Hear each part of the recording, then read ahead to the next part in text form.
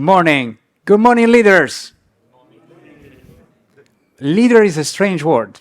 If someone say, "Are you a leader?" Probably I will turn back. Say, "Me?" Right? The truth is, it doesn't matter if we believe it or not. At some point in our career, in our life, we're gonna be asked to lead, to take a leadership role.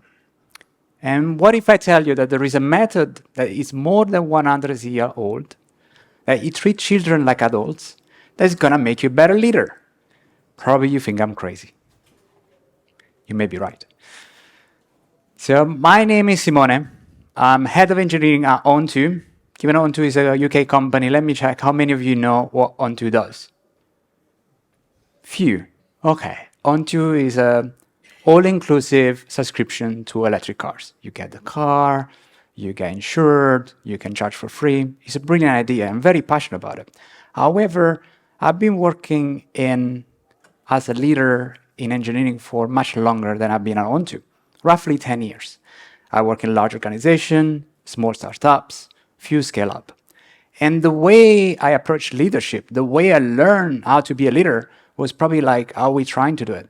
I did it. I jumped on it. I took the opportunity. I tried to learn from role models. Some were very good, some were not. I learned a lot. I read a lot. It was all organic. I was, trying to do my best. Until 4 years ago. 4 years ago, at work, I was running my own company called Guider. Guider is a mentoring and coaching platform for large organizations. Customers like Mark Spencer, Louis Vuitton, Ernst & Young, Deloitte.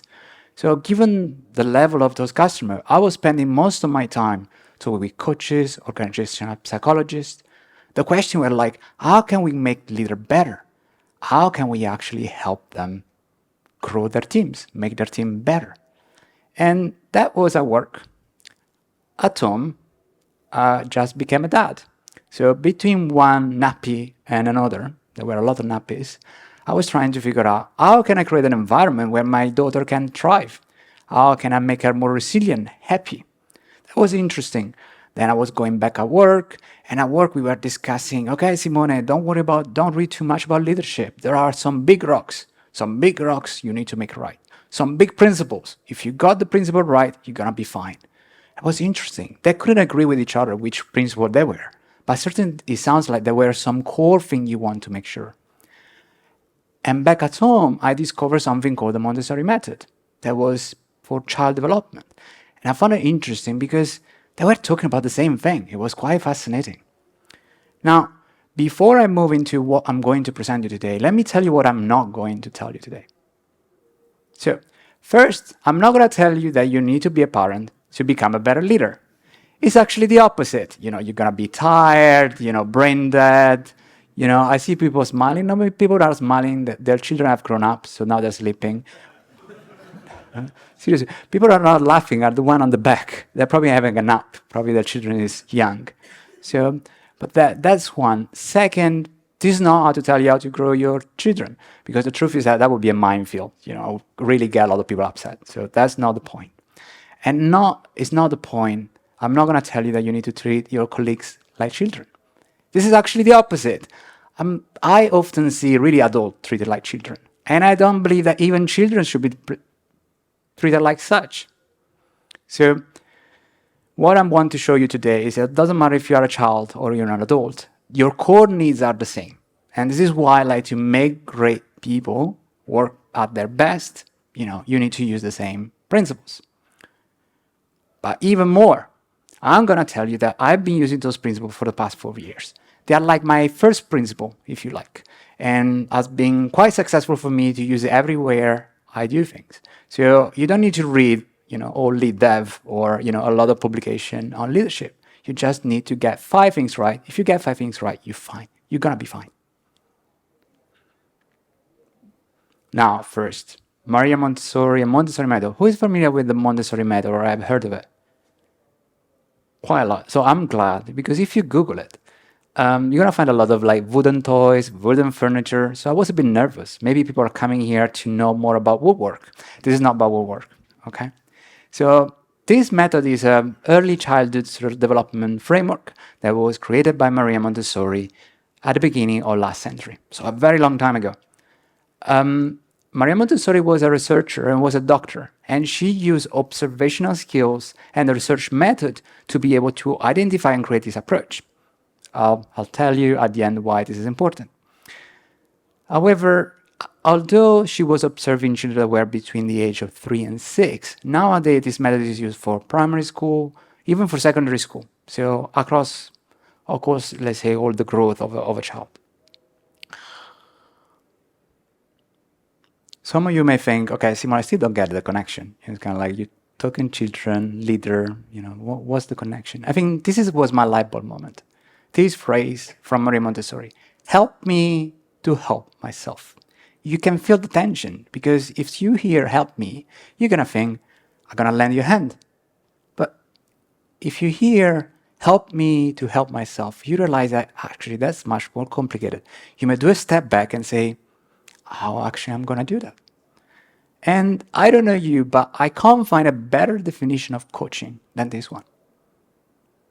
Helping without doing. Help me to help myself. As I mentioned, endless discussion with coaches, so on, so many principles that were throwing at me. At the end, you don't need so many principles. You're going to need 5. Those are the 5 principles that come from the Montessori method that I found invaluable in my work.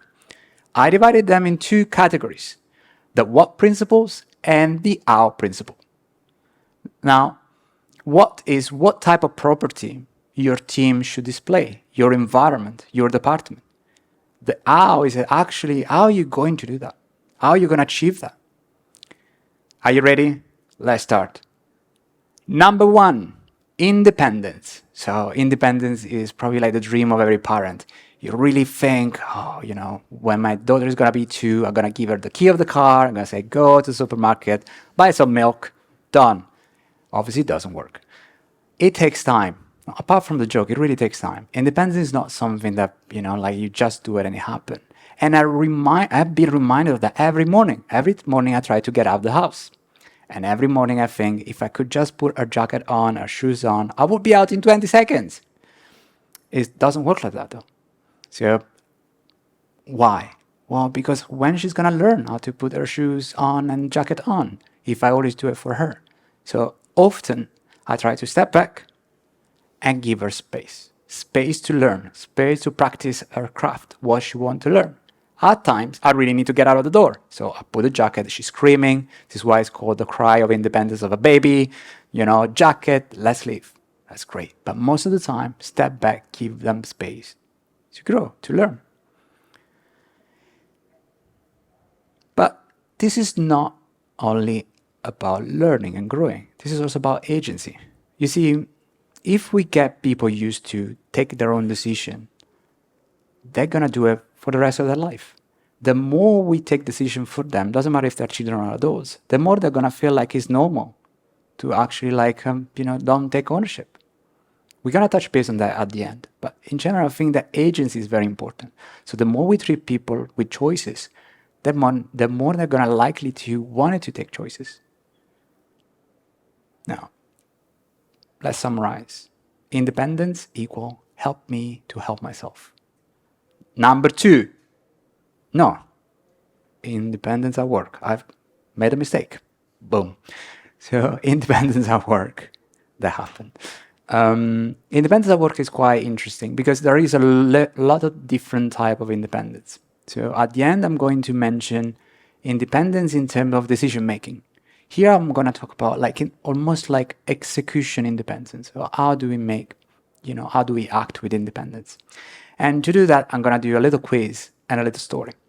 So the quiz is going to be something, I'm going to tell you a story, and then I'm going to ask how many times in this story I give the person autonomy or independence. Okay, ready? Let's do it. So this story comes from my blog, and I wrote it a couple of years ago. I was at Babylon Health at the time. I was in a position where I was doing a lot of stakeholder management meeting. So I would sit with them, trying to align with what we were doing, try to help them to understand what actually we were doing and so on. As every leader, you need to scale up. You need to scale yourself. So I realized that other people could do those meetings. There was a person specific in my team that could do it. So I walked to him and said, I found it great when you did that in that meeting. I really think that you should take this meeting yourself. And the answer was like, well, it kind of makes sense. I would love to try. I'm not sure. If you are in the meeting with me, if you're there to give me feedback, I'll do it. I was like, let's do it.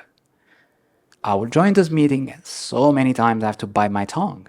I was like, obviously the conversation wasn't going where I wanted, but I was thinking, well, what can go wrong? Like the damage is limited.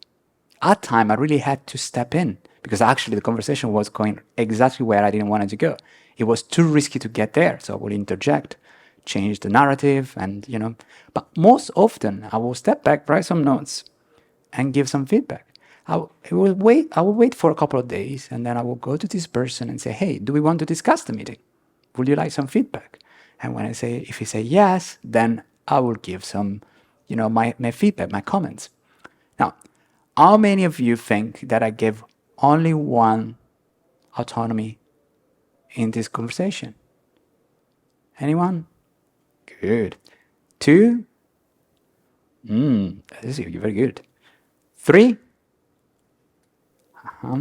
What about four? What about five? You're very good. So it's four. It's four. And it's four because first I asked them if they wanted to do the meeting. I didn't say, hey, by the way, from tomorrow you do that. I let them run the meeting. And third, I asked for the feedback. I didn't give it. And, I never heard someone say, like, to be honest, not today, but it's good to have the choice. Because if it's not a great day, like you may say, well, what about tomorrow? Fourth, and I'm very, very surprised for the one of you that say four, because it's tricky. I didn't give the feedback immediately. I waited 2 days. I let them think, what did go wrong? Often, I would end up in those meetings with them with one-on-one. They already tell me what was going wrong with that meeting. Give them the agency to reflect on what they've done was important. So feedback soon is good, but too soon is not great. So give them a bit of time. So this is an example of autonomy at work. Now, I mentioned before is principle number 2, intrinsic motivation. Now, intrinsic, extrinsic motivation, who is familiar with those terms? Yeah, quite a few. They're quite popular, but for the one that didn't raise their hands, I'll give you like a lemon description. Don't quote me on this description because it's not great. So intrinsic motivation is when you do something because doing that thing is actually what excites you, motivates you. It comes from within. Extrinsic is when you do something because you want to achieve something else or you want to get something else.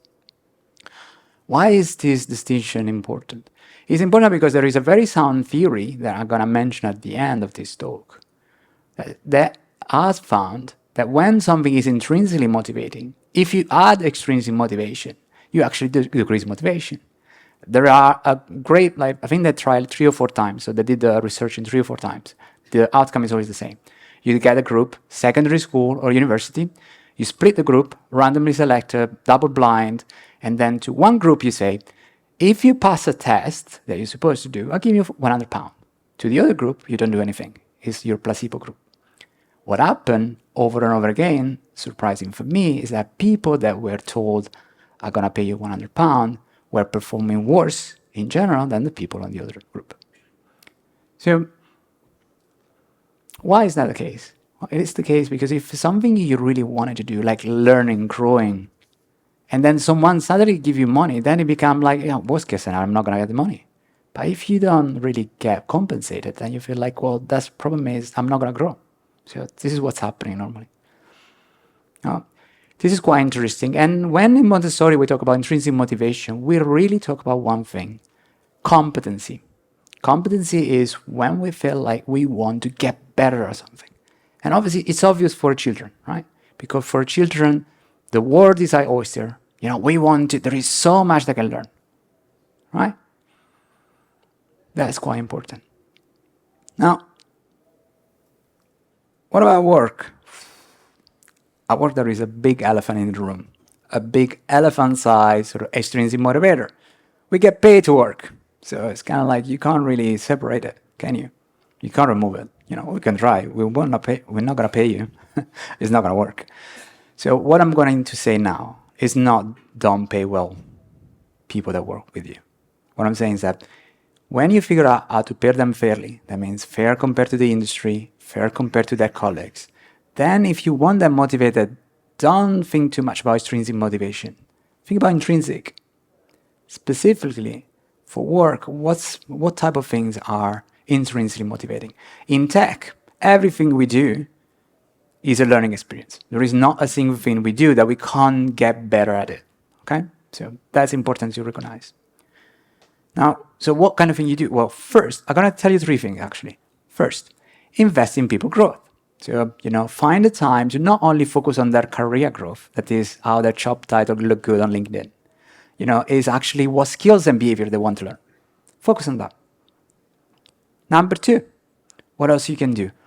Well, if you have a process that sort of touch any extrinsic motivator, let's imagine, for example, you have a performance review. Keep them separate from things that relate to personal development. I don't know, for example, if you have some goals about personal development, keep them separate from performance review. I think it's going to make your life easier. Third, and this is something underlooked sometimes, competency is not only about getting better, it's also being able to express yourself at your best. So if your team spend most of the time fixing the build, fixing the server, fixing the flaky test, like trying to unblock themselves, they won't really be able to express themselves fully. So they're gonna feel incompetent. Imagine yourself when you're using an app that you can't use, it's not usable. You feel incompetent, don't you? The same is at work.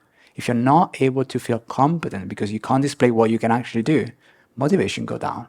Not a surprise. So invest in your tools. I'm not promoting any tools. It's invest in the developer experience for engineers if you work in engineering. Number three, respect. Respect is simple, awfully simple.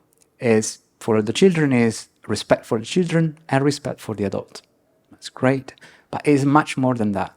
It's also respect for individuality. We are all different, doesn't matter our age.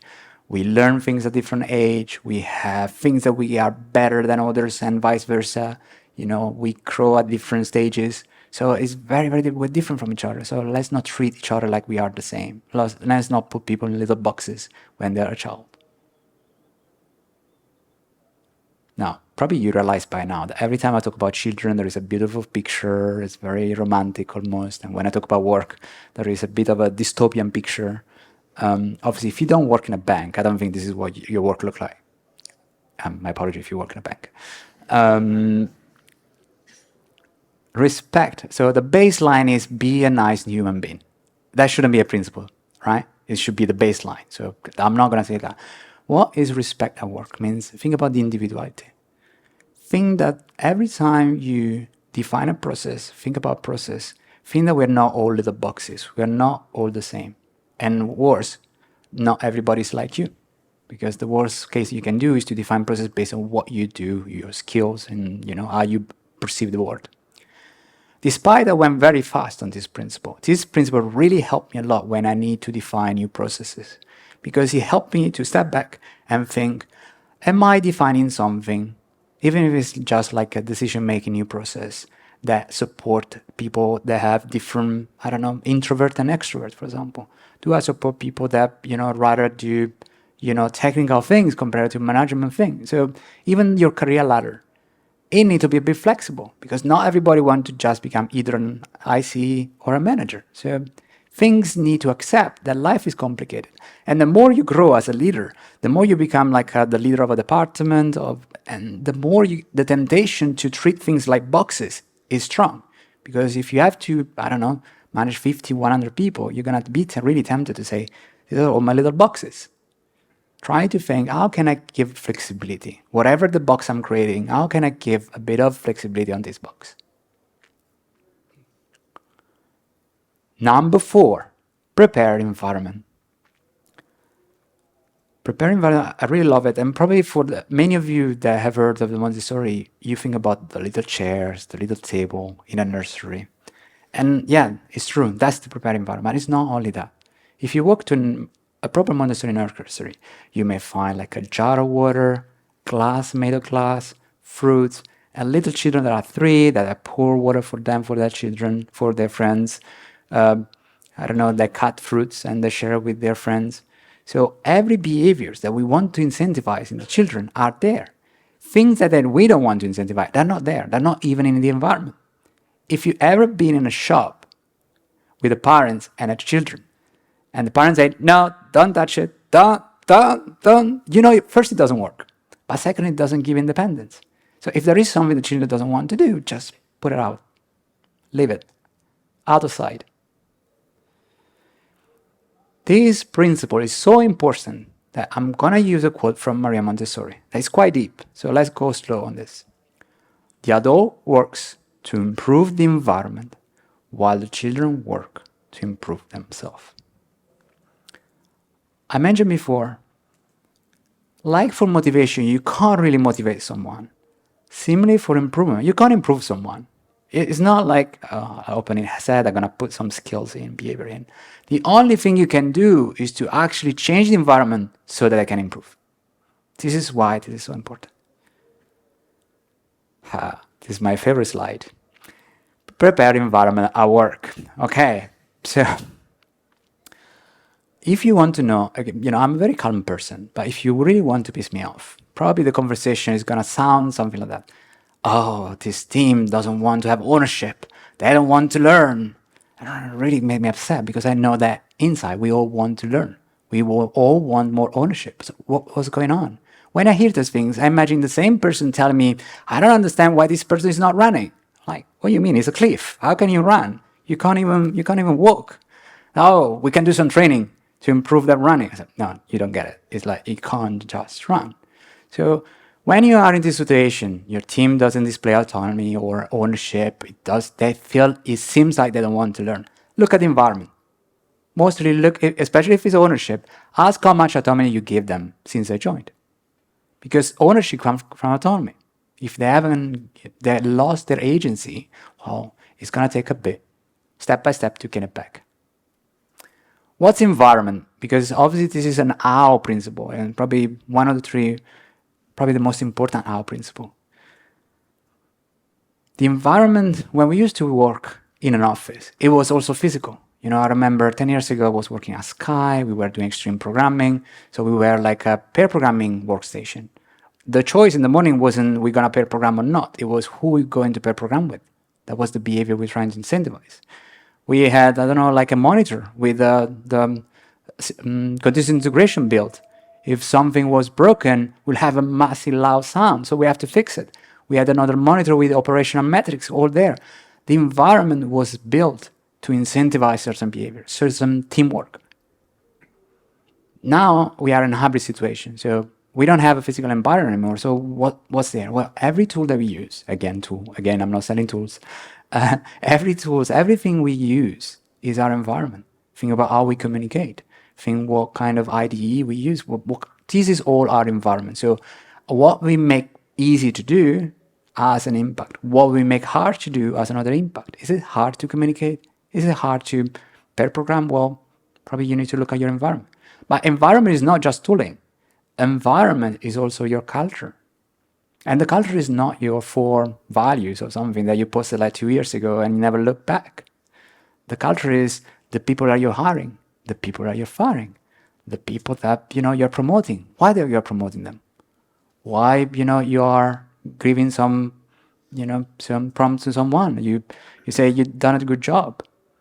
You need to be very purposeful as a leader. Every time you communicate, you want to communicate why you do things. And that why should align with the environment you want to create.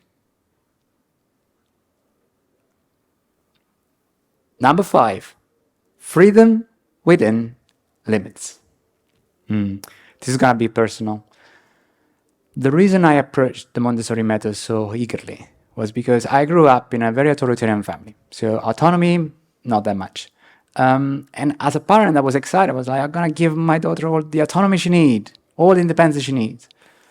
The truth is that I was doing a mistake because, like, you cannot not have boundaries. You cannot not have a certain level of boundaries.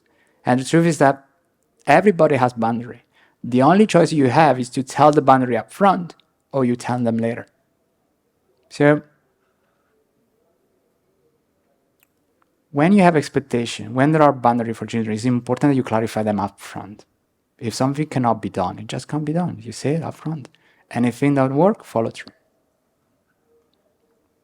Now, I know that given this metaphor, these people get annoyed when I talk about boundary for children and adults. It's like, well, I mean, are you serious? We're adults. The truth is that in society, everybody has limited. Every team, every person has boundaries. And this is one of the common mistakes I see in new leaders, especially one that come from, like maybe they've done agile and, like myself, and they think self-organization means that everybody can do whatever they want. The truth is that is not the case, because in every society, people have boundary of choices. The option you have is to clarify them up front. Imagine if you have a painting you want to paint. Don't you want to know the canvas, the size of the canvas, the shape of the canvas? It's the same for boundaries, for your team. So what you want to do, clarify what option they have when they choose. But also, like, for yourself, try to think how much autonomy I give to my teams in terms of decision making. A tool that I started to use recently is called like the Freedom Map. So the Freedom Map look at the 3 areas of, let's say, decision-making choices: process, product, technology. Now, it's blurry because the content doesn't really matter. But the goal is basically for each of them, you've written down every choice that a team can make. And write in green, think that they have choice to make. It's their choice, whatever they want to do. In orange, you put things that is kind of like, well, they need to check with someone. I don't know, it could be their manager, it can be the architect if you have one, something like that. In red, you think like, well, those are things that are not an option. No, you can't really, use the 4th language. We're already supporting 3, and that's enough. The truth is, in different companies, they have work in different industries, that work different scale. The type of things that are freedom, the type of things that are limits are different. In a startup, you have a lot of technology options, choices. It's just started, you can pick whatever you want. Product-wise, probably not much. Probably the CEO wants to choose everything. I've been there, so it's kind of like it's a bit constrained. It's the opposite. In a scale-up, your choices in terms of technology may shrink because you want to align, you want to simplify the technology landscape. However, for example, your team may have more product choices because you move to outcome-based development, so the team is figuring out what to build, not being told what to build. But it depends. Every time I introduce a new rule, I really put that there. It's like, is there something that I can make their choice more open? Because if that look a lot of orange and red, I know that I'm going the wrong direction. I really know that, this is not working. Where can I open it up? Where I can give them more choice? And this is the fifth principle. So, oops, I lied. I know, terrible person. There is a 6th principle. It's called belonging. But it's a bonus principle. It's a bit like when you go to the supermarket, you say 5 kind of beers and you get 1 for free. Same concept. Okay? Where does it come from? Well, it's not a Montessori principle. So it's like, well, why you put it there?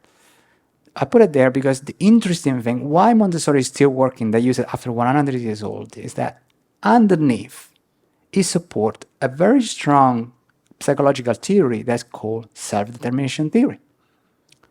Self-determination theory, and specifically there is a subpart of this framework or this theory, talk about something called the core needs. There are things that if you have, it's going to intrinsically motivate you.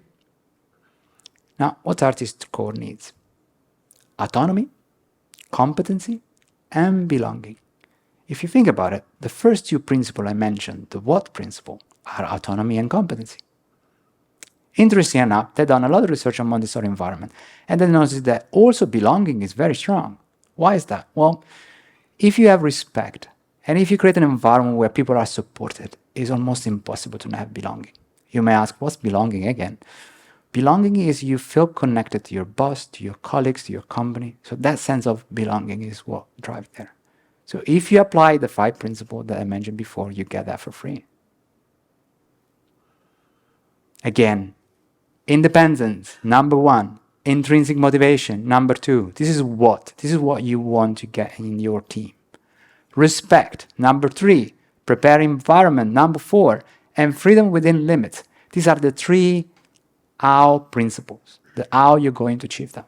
And for free, you get belonging. That's a bargain. Now, what if you wanted to be a better leader from tomorrow? Where do you start? This is how I started.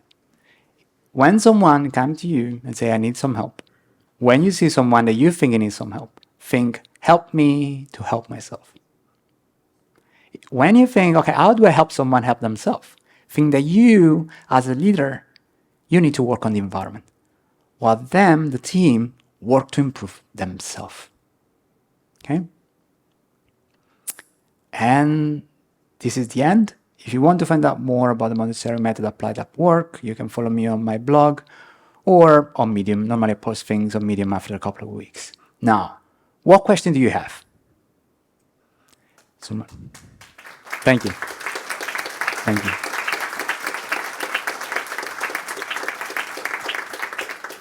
Both questions. No, it's okay. I'll post you after. Really good talk. Thank you. My particular question is, how do you help someone who's got really low confidence because they've had bad previous leaders or whatever? It really takes time. It really does. It's a bit like the first thing that you want. So it depends on your position. So if you are a leader in the team, probably trust in you is key because they have that better experience. Probably is likely not going to trust you. So I think it takes a bit of patience. It's kind of like make sure that you want to clarify that you're there for them. So maybe, for example, if you're at that place, slow down a bit on the constructive feedback, focus on the positive one, like trying to get to a point where really like they start to open up and so on. And then you start like giving more choices. Also choices is not like a 0 to 1, it's incremental. So trying to get for, this and this, and slowly you're going to get there, but it's a process. I'm going through that with one team, a new team that we have. So I tell you, it takes time. I have a very concrete question. I thought, thanks very much for your talk. I thought what you were saying about freedom map sounded quite interesting. I tried Googling it and it didn't really come up with anything that looked like the right thing. Have you got any sort of information, how you can find out more about them? I need to publish, I have a 4th blog that I'm going to publish. So if you follow me on Medium or on my website, I'm going to publish this week or next week. Thank you very much.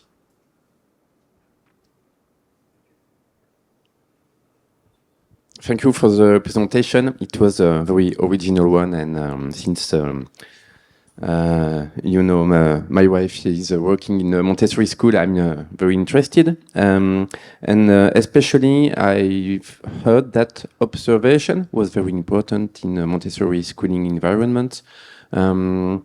My question is, because we're working more and more in distributed teams around the globe with a lot of video conferences, it's hard to be able to meet ourselves. So how can we improve use the observability of each other to improve the team efficiency and the empowerment of every team members? Do you have any insights about this? Yeah, there are a couple of things. You're right. When we were all in the office, you could observe without being seen in a way. You will walk past things and you will notice them. At home, you can only observe your keyboard, your monitor, so not much there. So I try to jump in meetings, but as soon as I do, because I'm the head of engineering, the environment changed. It's kind of like, they all act proactively. That's like, so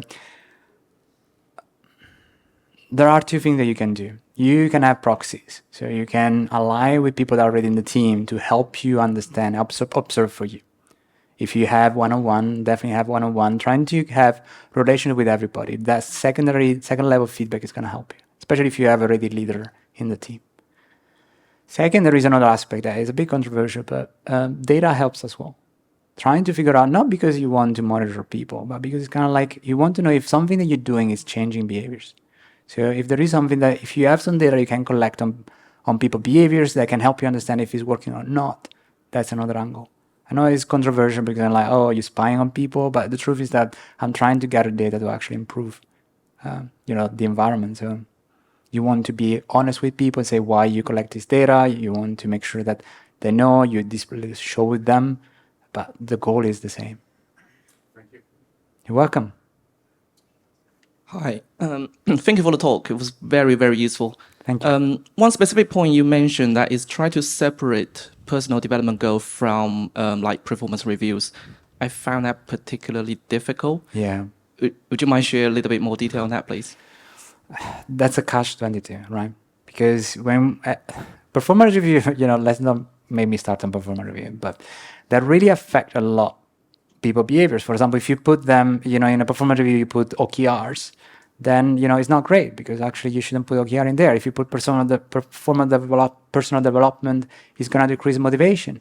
So it's really you can't win. So my advice would be do what you can. So that means that potentially they are there, but don't focus, don't plan it, don't discuss it too much in there. It's kind of like put it there, use it without promoting with the individual the fact that you're using them. I don't know, something like that. What I've done in the past, for example, is I put it there, but everything that is about planning, review them, is outside the performance cycle. So it's there. If you reach it, they know that it is perceived, but I'm not going to say, hey, this is very important. If you don't grow, I'll take it in consideration. And personal development and HR process, often they don't really gel very well. So you need to compromise somewhere. It's a fight. No, it's not a fight. That's a bad negative term. It's a struggle. Okay, no more question then. Thank you very much you all for listening.